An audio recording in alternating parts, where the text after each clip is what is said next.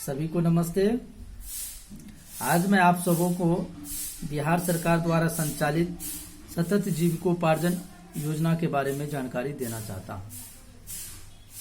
बिहार में देसी शराब एवं ताड़ी के उत्पादन और बिक्री से संबंधित जो भी परिवार जुड़े हुए थे और ताड़ी और दारू के व्यवसाय बंद होने के बाद जिन किसी भी परिवार का व्यवसाय छूट गया उससे संबंधित यह सतत जीविकोपार्जन योजना है। इस योजना को 26 अप्रैल 2018 ईस्वी को बिहार कैबिनेट मंत्रिमंडल से पास किया गया और विधिवत रूप से जो इसकी शुरुआत की गई 5 अगस्त 2018 को माननीय मुख्यमंत्री नीतीश कुमार जी के द्वारा इसका शुभारंभ किया गया। इस योजना का लाभ लेने के लिए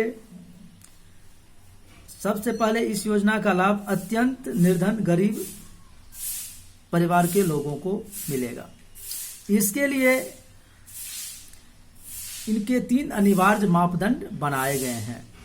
3 अनिवार्य मापदंड जो क्रमशः हैं वह है, पहला, देसी शराब एवं ताड़ी के उत्पादन एवं बिक्री में पारस्परिक रूप से जुड़े अत्यंत निर्धन गरीब परिवार। दूसरा, अनुसूचित जाति और जनजाति समुदाय के अत्यंत निर्धन गरीब परिवार।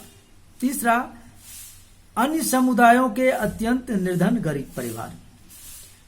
इस 3 अनिवार्य मापदंडों में प्रत्येक मापदंडों के 3 पॉइंट्स 3 क्रम संख्या दिए हुए हैं। इनमें से किसी भी अनिवार्य मापदंड को पूरा करने के लिए इसके तीनों क्रम संख्या को पूरा करना होगा।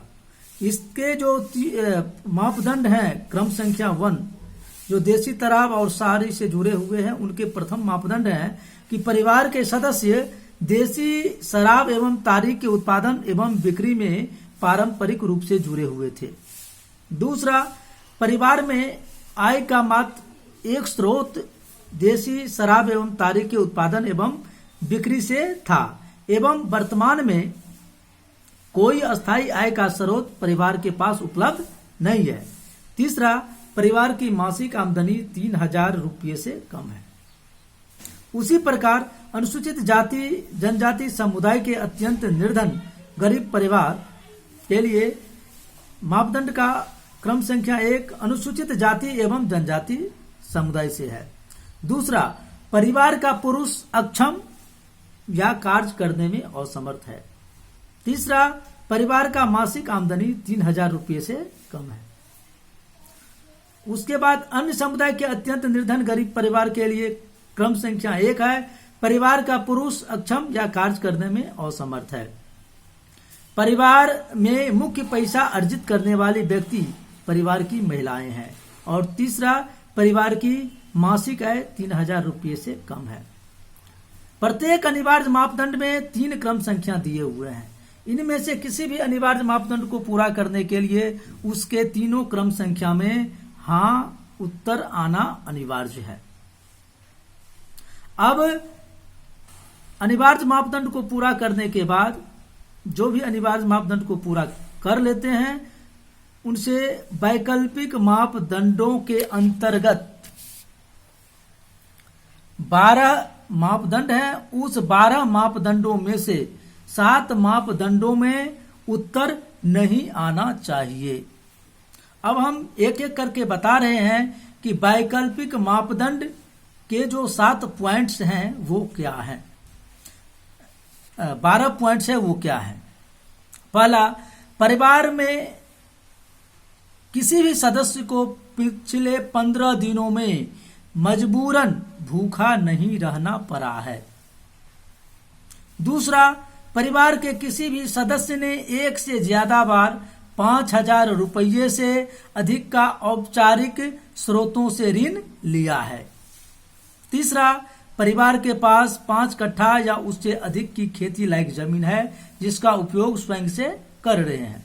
चौथा, परिवार का कोई भी सदस्य आय अर्जित करने के लिए 5000 रुपये से अधिक मूल्य की उत्पादक संपत्ति का मालिक है और उसका उपयोग कर रहा है। 5वां, परिवार के पास कम से कम 2 सरकारी योजनाओं का लाभ पिछले 3 महीनों से लगातार पहुंच रहा है। उसमें 3 मुख्य दिए हुए हैं, जैसे पेंशन, मनरेगा और जन वितरण प्रणाली। 6ठा, परिवार के पास अपना पक्का मकान है। 7वां, परिवार के बच्चे अधिकांश दिन स्कूल जा रहे हैं। 8वां, परिवार के पास आय का एक से अधिक स्रोत है। 9वीं, परिवार किसी भी संगठन से जुड़ा है और उसके बैठक में पिछले 3 महीनों से लगातार उपस्थित हो रहा है।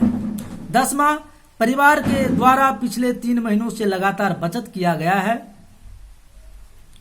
स्वयं सहायता समूह के अंतर किए गए बचत के अलावा, यदि वो स्वयं सहायता समूह में जुड़ा हुआ है तो उस समूह में जो बचत कर रहा है उस बचत के अलावा।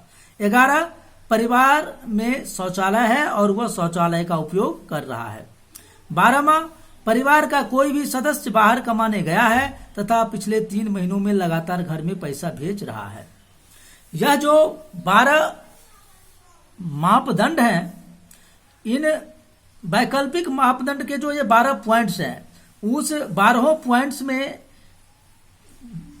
उत्तर में यदि कम से कम 7 मापदंड में नहीं उत्तर आता है तो उसके लिए उसका चयन होगा। पुनः एक बार फिर, सभी 3 अनिवार्य मापदंड को भरना आवश्यक है। चयन के लिए 12 मापदंडों में से चयन के लिए 7 में नहीं होना आवश्यक है वैकल्पिक मापदंडों में। इस सतत जीविकोपार्जन योजना के क्रियान्वयन की जिम्मेदारी बिहार ग्रामीण जीविकोपार्जन प्रोत्साहन समिति को दिया गया है। इसकी जिम्मेवारी जीविका को दी गई है।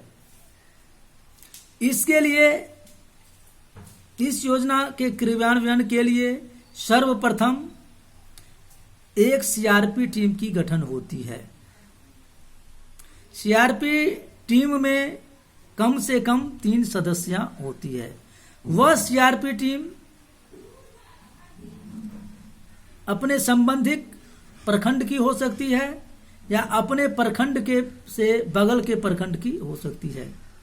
उस सीआरपी टीम को सबसे पहले प्रशिक्षित किया जाता है। इस योजना का ओरिएंटेशन दिया जाता है, पूरी की पूरी जानकारी दी जाती है और जानकारी के उपरांत बिहार ग्रामीण जीविकोपार्जन प्रोत्साहन समिति द्वारा संचालित